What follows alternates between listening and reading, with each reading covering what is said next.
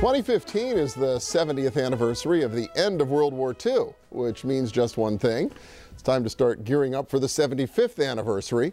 Our region is getting a head start this summer with a celebration of the 75th anniversary of the Jeep, which was invented in Butler County, and a major new exhibit at the Heinz History Center that tells the story of the war on the home front. The days when Pittsburgh mills produced more steel than Germany and Japan combined. The exhibit is called We Can Do It. And Andy Masich is back with us. He's president and CEO of the Senator John Heinz History Center. Welcome back. Good to see you. It's good to be here. Yeah, so I thought at first you were jumping the gun and getting ahead of World War II because in 1941. But I guess for Pittsburgh, the war really started before Pearl Harbor. 1940, 75 years ago, was a big year for Pittsburgh because Pittsburgh was already on a wartime footing. Production was really rising. People were going back to work. The Depression was over here in Pittsburgh in 1940, and it's because of the war that was going on in Europe, which of course really begins in 1939. So in 1940, the War Department says we need a vehicle that will replace the horse. It has to be able to go any place a horse can go, has to be able to pull a gun, has to climb a 30-degree grade.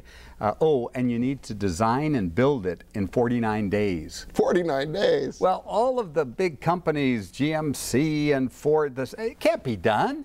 But this little outfit up in Butler, the American Bantam Car Company, well, they were about to go out of business anyway because no one was buying their midget cars built on the British Austin patent in 1940. So they said, I think we could do this. We could invent this miracle car and save our business.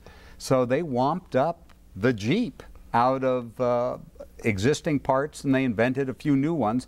They delivered it within the 49-day deadline, and that really became the prototype for 734,000 Jeeps that were made during World War II. And I love it. You go to the History Center today, and there it is. You can see the original Jeep, right? It's on loan from the Smithsonian. That's the oldest Jeep on planet Earth. Well, so it began in 1940 with the Jeep, but it turns out Pittsburgh influenced a lot when it comes to what happened in Pittsburgh World War II. and Pennsylvania were the keystone of the arsenal of democracy.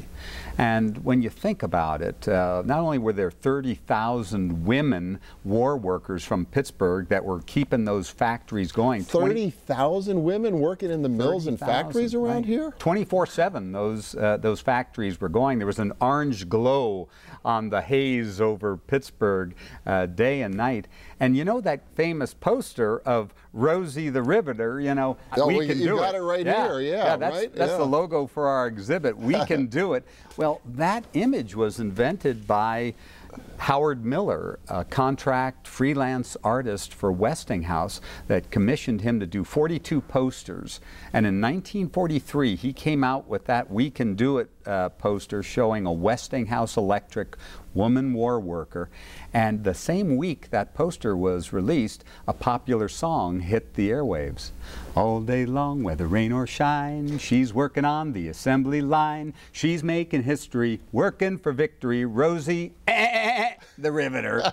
Well, the people of America heard that song, Rosie the Riveter. They saw that poster and they said, that's Rosie the Riveter.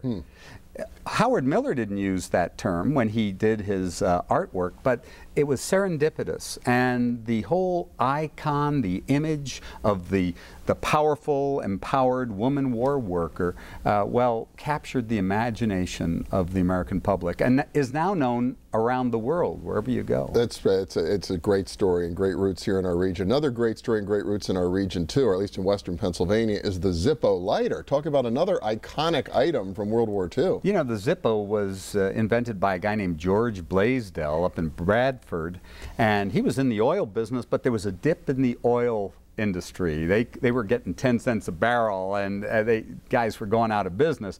So he decided, I got to do something with my machine shop, and he saw an Austrian lighter. You needed 2 hands to do it, and he said, we can do better than that. He wanted a lighter you could do with 1 hand, and that was windproof.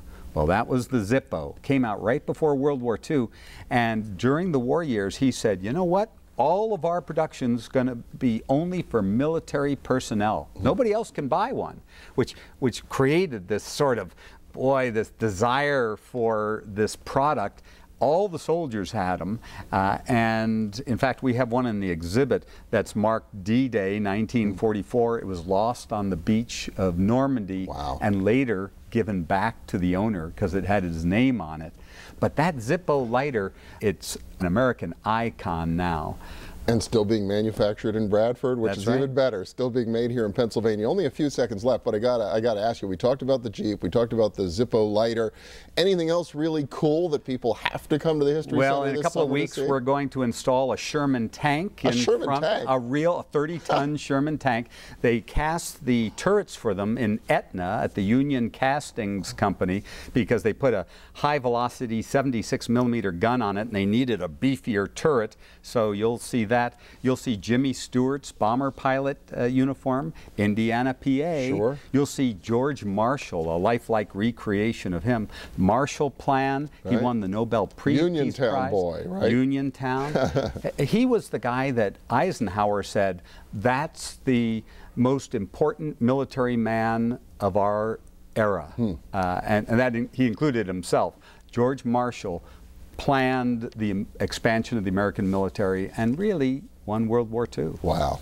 Amazing stories. I know we just scratched the surface, but it's a reason to go to the History Center and check out We Can Do It. Andy Masich, thank you so much. You bet. And next up, we roll back the clock to the First World War, the French and Indian War, and pay a call on Fort Ligonier. Stay with us.